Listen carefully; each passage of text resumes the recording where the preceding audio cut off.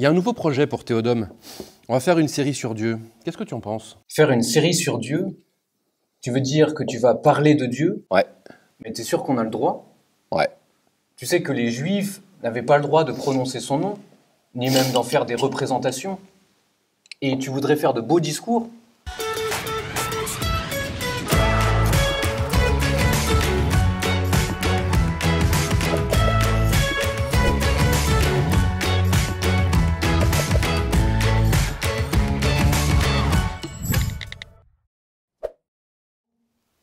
Bah, tu sais, Théodome, théologie avec les dominicains, ça vient du grec. Théos et logos. Ça veut dire parler de Dieu. Je t'arrête tout de suite. Logos, c'est la parole, ok. Mais au sens du discours rationnel. Or, tu sais bien que notre pauvre petite raison humaine ne peut pas enfermer l'immensité de Dieu, que Dieu est toujours au-dessus. Tu oublies la Bible. Il oublie la Bible. Nous pouvons parler de Dieu parce que c'est lui qui a commencé à le faire. Je m'incline.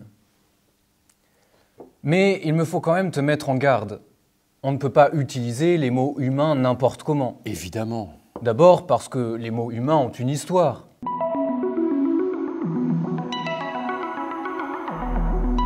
Par exemple, le mot sagesse, qui vient du latin, sapor, qui signifie goûter, savourer. Mais quand on dit que Dieu est sage, cela ne signifie pas qu'il est comme un bon gâteau au chocolat. Dieu a de la saveur, mais cela ne produit pas de salive. Goûte-moi ça. Mais les mots humains sont aussi associés à notre expérience.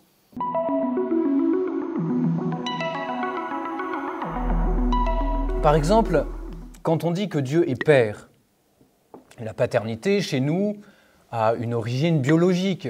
Le père, c'est d'abord le géniteur, même si ensuite on peut l'étendre au père adoptif.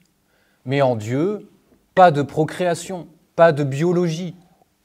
Dieu est père en créant, sans intermédiaire physique ou biologique. Les mots humains ont donc besoin d'être purifiés.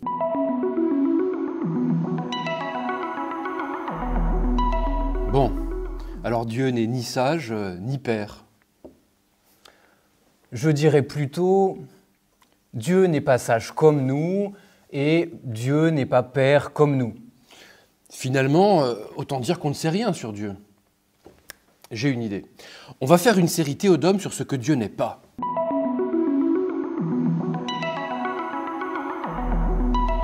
Alors, il n'est pas fini, il est même infini. Rien ne lui échappe, il est tout-puissant. Il n'a pas commencé, il est éternel, il ne change pas, il est immuable. Il n'est pas plusieurs, donc il est un. En fait, on a plein de choses à dire sur Dieu.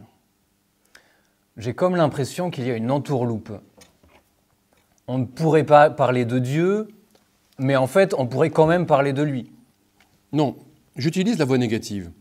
On va pouvoir parler de Dieu en disant ce que Dieu n'est pas. Par exemple, on va dire de Dieu qu'il est bon, mais pas à la manière humaine. Dieu n'est pas un grand-père gâteux. Dieu est bon, oui, mais de manière infiniment plus éminente que nous. Dieu est bon puisqu'il est la source de toute bonté.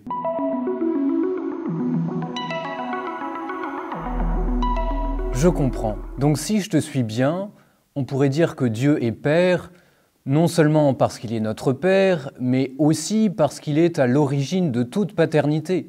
Ça me rappelle un verset de Saint Paul. « Je fléchis les genoux devant le Père de qui toute paternité, au ciel et sur la terre, tire son nom. » Exactement. Dieu est tellement père qu'il n'est pas père seulement au sens masculin. Il a aussi des entrailles de mère. Si tu veux, Dieu est un modèle pour tout parent, qu'il soit père ou mère. Ah, donc on va vraiment faire de la théologie.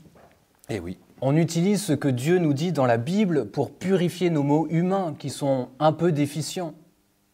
Mais on dit quand même quelque chose de vrai sur Dieu, même si c'est de manière un peu déficiente. Donc, c'est parti. On va lancer cette série sur Dieu. En fait, on aura plein de choses à dire.